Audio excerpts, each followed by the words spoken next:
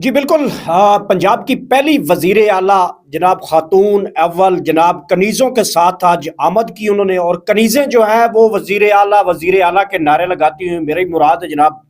مریم نواز آج وزیر اعلیٰ پنجاب بن گئی ہیں۔ اور سب سے پہلی جو ہے وہ سلامی دی گئی ہے عمران ریاض کی گرفتاری کے ساتھ۔ یہ کس نے کا انکشاف ہے، اس کے اوپر بات کریں گے۔ آئی ایم ایف کو خط عمران خان لکھنے کے اوپر غور کر رہے ہیں، یہ کس حد تک خطرناک ہو سکتا ہے، اس کے اوپر بات کریں گے۔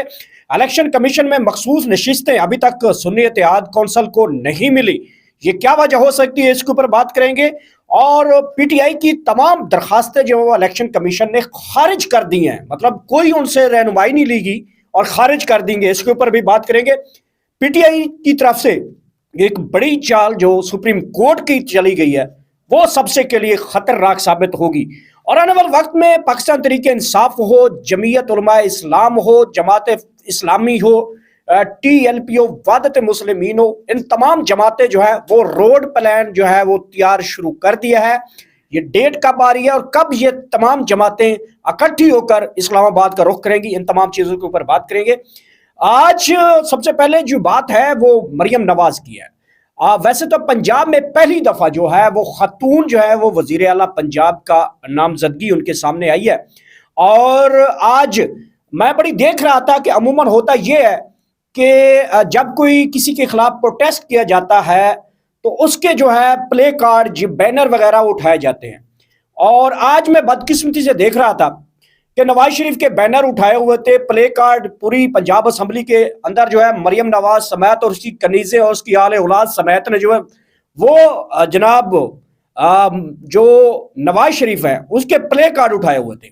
اور ساتھ ہی وہ چور چور کے نعرے لگا رہے تھے۔ اب یہ بات تو میں ان سے عقل سے دنگ رہ جاتی ہے، جب بھی کسی کے خلاف پروٹیسٹ کیا جاتا ہے تو اس کی تصویریں جو ہوتی ہیں نا یا پلے کارڈ ہوتے ہیں تو عموماً اس کی تصویریں اٹھا کر اس کی خلاف پروٹیسٹ کیا جاتا ہے۔ ہم نے دیکھا بھی ماضی میں مریم نواز نے ججز کے خلاف جب پروٹیسٹ کروائے تھے تو وہ ججز جو مظاہر نقوی ہے، اعجاز الحسن ہے، تو ان کی تصویریں جو ہے وہ جلسوں میں اسی طرح پلے کارڈ پہ اٹھا کر ان کے خلاف نعرے بازی کی گئی۔ تو آج مریم نے اپنے پاپا کے خلاف تقریباً خود ہی جو ہے وہ نعرے بازی کروائی۔ بہرحال وہ نام جو ہے عمران خان کا یوز ہو رہا تھا، لیکن جو اس میں پکچر نظر آ رہی تھی وہ ایسا لگ رہا تھا کہ جیسے نواز شریف کو اس کی بیٹی خود جو ہے وہ چور چور چور چور کہتی ہوئی نظر آ رہی تھی۔ آئی ایم ایف کی جانب جناب عمران خان صاحب، کیونکہ مشروط الیکشن کہا گیا تھا کہ اگر پاکستان میں free and fair transparent election ہوگا تو جو پاکستان تحریک انصاف کی جو ایک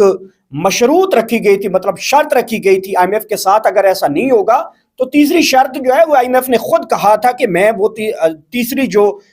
قسط ہے وہ نہیں دوں گا۔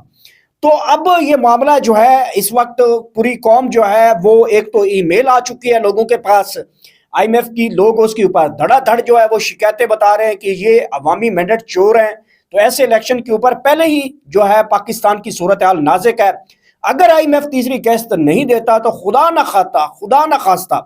اس ملک کو ڈیفالٹ کی طرف جانا پڑ سکتا ہے۔ تو یہ عمران خان صاحب نے کیوں کھیلی ہے چال، ایسا کیوں کرنا پڑا، یہ عمران خان صاحب بھی بہتر جواب دے سکتے ہیں۔ الیکشن کمیشن نے تاحال ابھی تک سنی اتحاد کونسل کی جو نشستیں جس میں پاکستان تحریک انصاف، وحدت مسلمین اور دیگر جماعتیں جو ہیں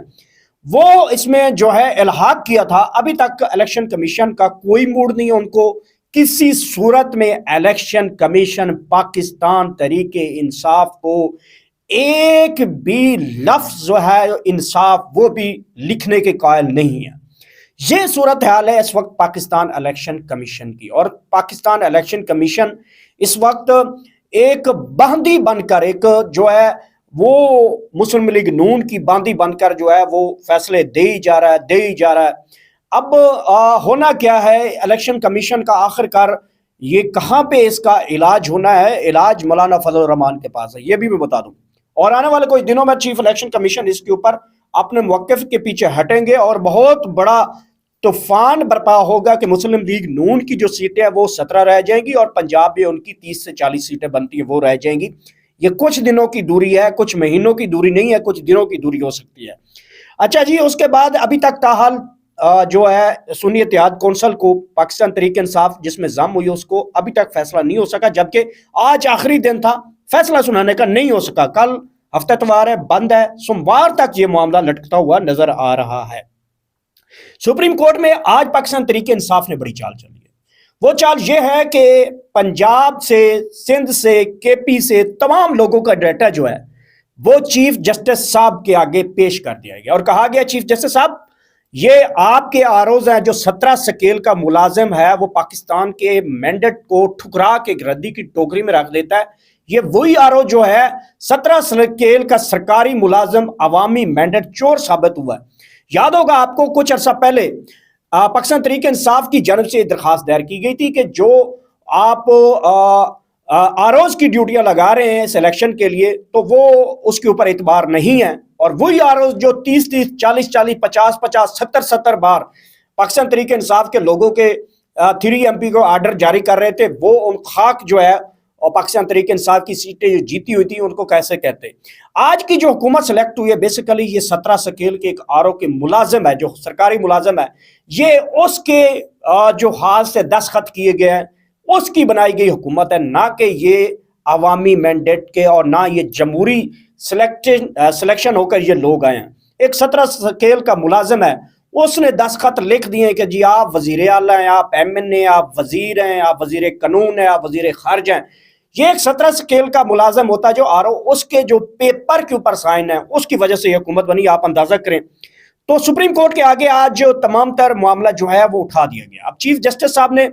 इसके ऊपर कैसे नजरसानी करनी है, चीफ जस्टिस इसके ऊपर कैसे फोकसिंग करते हैं, आने वाले दिनों में कुछ चीफ जस्टिस साहब को खुद ही जो इतराफ करना पड़ेगा कि जो आरओज और DROs की आपने दूध के धुले हुए ब्यूरोक्रेसी को सामने लाए थे उसका किरदार खोल कर सामने आएगा, तो चीफ जस्टिस जवाब दे होंगे। इस हवाले से आज चीफ जस्टिस के आगे दरखास्त रखी थी शेर अफजल मरवत ने। शेर अफजल मरवत ने एक मरतबा फिर पार्टी के बिहाफ के ऊपर अपनी दरखास्त जमा करवाई और कहा कि हम चीफ जस्टिस के ऊपर एक मरतबा फिर एतमाद का इजहार कर रहे हैं और हमें उम्मीद है कि चीफ जस्टिस इस दरखास्त के ऊपर नजरसानी करेंगे। अब चीफ जस्टिस साहब कब इसका कर सकते हैं, जितना जल्दी हो सकता है करें, क्योंकि 28 फरवरी को यहाँ पे हुकूमत की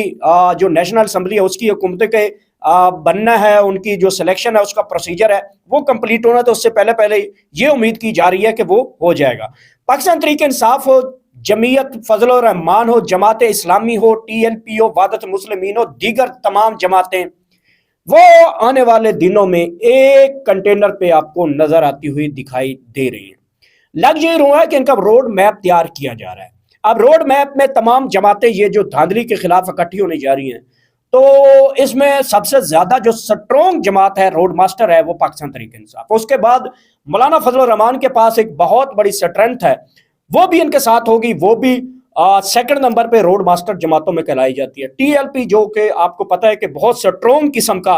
रोड के ऊपर धरना देने की कायल है, वो भी इकट्ठी होती दिखाई दे रही है। वादत मुस्लिमीन है, बाकी दीगर जमातें हैं। तो ये सारी जमातें जो हैं वो एक रोड मैप के तहत एक वर्किंग में आ चुके हैं और इस वक्त वो तैयारियां कर रहे हैं कि हमने टफ टाइम कैसे देना है। एक तो पाकिस्तान तरीके इंसाफ जो अपोजिशन में बैठेगी तो बहुत बड़े बड़े आपको वहां पे डेली जो है वो लफ्जी गोलाबारी आपको देखने को मिलेगी। लग तो ये रहा है कि जैसे वो हुकूमत को बैठने नहीं देंगे। आपको याद होगा कुछ अर्सा पहले जो तस्वीर एक सामने आई थी, उस तस्वीर में आपने देखा होगा कि 3 तस्वीरें जो हैं जिसमें शहबाज शरीफ, आसिफ जरदारी और बिलावल भुट्टो, उसकी तस्वीरों से ऐसा लगता था जैसे जोरदार जैसे किसी को इंजेक्शन लगा के और छड़ियों से मार मार कर उनको कहा गया कि ये प्रेस कॉन्फ्रेंस करें और आप सिलेक्ट हो गए। उनकी शक्लें ऐसी बताई रही थी। तो ये सूरत हो रही है शहर इक़्तिदार में। इंशाल्लाह कल कोई नई अपडेट आएगी तो कल दोबारा मुलाकात होगी। तो इसी के साथ मुझे इजाजत देंगे। आखिर में अल्लाह पाक आप सबको इतनी खुशियां दे के आगे वो खुशियां तकसीम कर सके।